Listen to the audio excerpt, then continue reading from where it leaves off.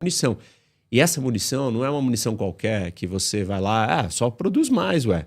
Os Estados Unidos não conseguem produzir mais. A capacidade de produção é lenta e custa muito caro. Um míssil desses que está batendo drone de $30 mil custa $4 milhões.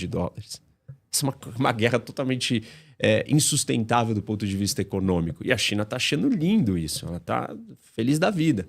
O que mais que a China está gostando? Ela está olhando com uma lupa como é que está sendo a guerra. Como é que uma potência mais fraca, numa guerra tão grande, resiste à força americana? O que são os ensinamentos que a China precisa extrair dessa guerra, como ela também extraiu vários da guerra da Rússia com a Ucrânia? O que o Irã está fazendo que é importante?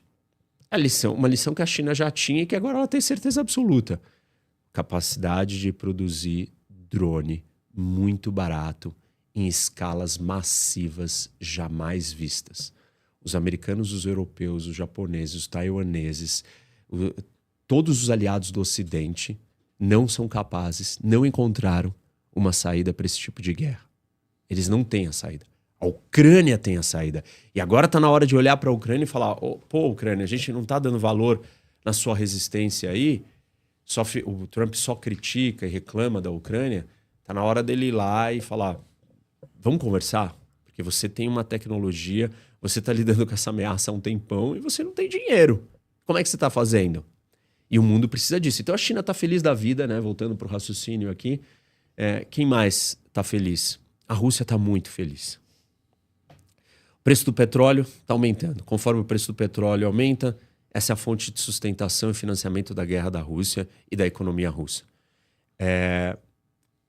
Ontem, o Scott Bessent decidiu acabar com as sanções contra o petróleo russo que já está em alto mar, para ver se ele consegue fazer o preço do petróleo no mundo baixar. Ou seja, os Estados Unidos tirou as sanções contra a Rússia.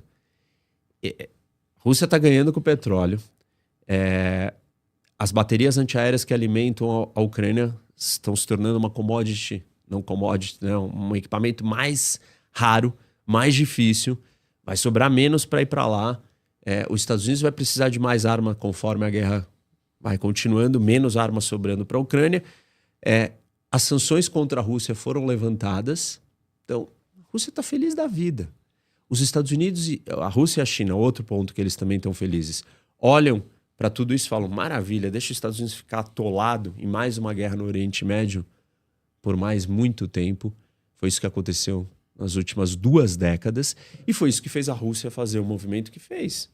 Foi isso que fez a China estar colocando as asinhas de fora cada vez mais. Então, os dois estão muito contentes. A China, sim, perde num lugar. Ela precisa de energia. E essa energia, né, afeta, óbvio, o seu país no fornecimento, que é um problema que os Estados Unidos não têm, mas afeta no preço também. Os Estados Unidos é afetado no preço, não é afetado no fornecimento. Os países da Ásia são afetados no preço e no fornecimento. A China tem alternativas? Ela tem estoques gigantescos. E ela está construindo esses estoques há muito tempo, exatamente porque ela está se preparando para uma guerra em alguns anos. Tenho dito isso sempre. E ela pode comprar mais da Rússia. Então a Rússia também fica feliz. Mas, professor, não te parece meio loucura? O Trump sabia que provavelmente o petróleo ia subir e o preço, diferentemente no Brasil, onde o governo brasileiro segura o preço do combustível na unha, né? Até esse foi um dos motivos que no governo Dilma, a Petrobras quase quebrou, né? A Petrobras anunciou agora que vai subir. Subiu o diesel, mas pouquinho, né? 11% tinha que subir 30%. Não, tinha que subir 50% e subiu 11%.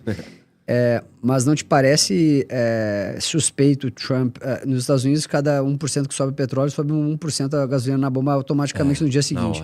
Não te parece suspeito o Trump, sabendo de tudo isso, do impacto na popularidade dele, ele fazer esse movimento nesse momento, em véspera de midterms nos Estados Unidos?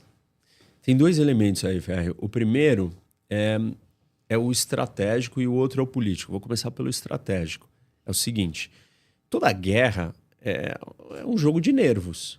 Então você faz um movimento, espera que aquele movimento crie uma dificuldade para o seu inimigo. O Trump fez um movimento sabendo que esse risco existia, mas ele fez uma aposta, que era o seguinte: quando eu vim massivamente para cima do Irã, o regime vai colapsar. Tanto que o primeiro ataque foi o quê? Decapitação do líder supremo. Foi uma loucura aqui. O primeiro ataque matou o líder supremo do país, que está há 46 anos, estava há 46 anos no poder. Isso não é pouca coisa. E foi um ataque bem feito, e deu certo, e mataram ele. E aí ele começou a pensar, bom, eles vão recuar. Aí eles não recuaram no primeiro minuto. Aí ele falou, tá bom, então eu não vou recuar agora. Deixa eu dar mais um passo e ver se eles colapsam. É um jogo de resistência isso daqui. Então, cada um dos lados tá vendo quem aguenta mais. Isso é uma aposta. E a lógica do Trump é a seguinte, ó, esse problema é muito sério por um custo muito pequeno. Eu posso ser bem-sucedido rapidamente. E eu fui bem-sucedido rapidamente em outras ocasiões. Com o Hamas, né? Venezuela. E com a Venezuela. Então, e com a operação do ano passado, que foi uma operação pontual, não resolveu todos os problemas, mas deu tudo certo. Então, na cabeça do Trump vai dar certo. E ele está bancando essa aposta. Mas, como eu estou dizendo, é uma aposta. Por quê? Porque o objetivo é muito mais complexo. Porque o Irã está jogando um outro jogo. E aí a gente entra para a segunda possível explicação, que ela é política. Está parecendo que o Trump não está mais tão preocupado com os resultados políticos. Existe uma discussão grande, né, nos Estados Unidos. O Trump não pode concorrer a um terceiro mandato. Sim. Só que os apoiadores do Trump... Os MAGA querem dizer... Os MAGA dizem que não existe essa lei. Você vê o Steve Bannon falando, dando entrevista para Economist, ele fala claramente, o Trump será o candidato. Mas existe essa lei? Claro. Existe a lei que ele não pode. Só pode ter 2 vezes presidente na história, né? É diferente do Brasil. No Brasil tu pode ser reeleito uma vez, mas daí depois tu pode pausar e voltar. A lei é muito clara lá. 2 vezes. Só que o que eles querem fazer? Eles querem burlar. Eles estão dispostos a arrebentar com a lei. E o Bannon fala na entrevista com todas as letras. Se o povo americano quiser, nós faremos o que o povo quer. E assim, vai ser um mega problema se isso for feito. Porque você vai botar a democracia americana, né, em xeque, vai ser uma crise de confiança nas instituições americanas, vai ser um abalo. Mas ele tem a maioria hoje para votar essas... Não para passar uma mudança dessa. E ele só tem... É uma maioria qualificada, né? É uma maioria qualificada, número 1. E você, para fazer essa mudança, você precisa de uma maioria depois do Congresso dos estados. Tipo, impossível passar essa lei. Passar a lei é impossível. Os caras vão na força. Se eles quiserem, eles estão pensando em... Vão ser chamados de golpista. Né? Mas claro que vão. Vai ser um problema para o mundo. Mas como seria para ir na força? Só para entender. Golpe. Não, ele vai falar... Ele vai virar e falar assim... Essa lei é constitucional. Essa lei não serve, a população quer, eu vou botar aqui o meu nome na urna, ele vai falar, a urna é roubada, não aceitaram, não aceitei o resultado. Você vai começar com todo tipo de discussão. E a Suprema Corte, ela é maioria conservadora. Você tem 6 juízes que são conservadores e 3 progressistas. Então você tem uma corte de 6-3. Trump levou um revés no tarifaço de 6, 3 conservadores votaram junto com os outros progressistas proibindo o tarifaço. Perdeu de 6-3. Isso não quer dizer que a Suprema Corte vai estar com ele, né, numa história dessa, mas só estou dando aqui o cenário. Mas o que parece mais, né? Voltando para a sua pergunta, parece que ele não está preocupado em concorrer para um terceiro mandato. Olhou, tá pensando, que saco, tipo, olha a idade que eu tenho, sei lá.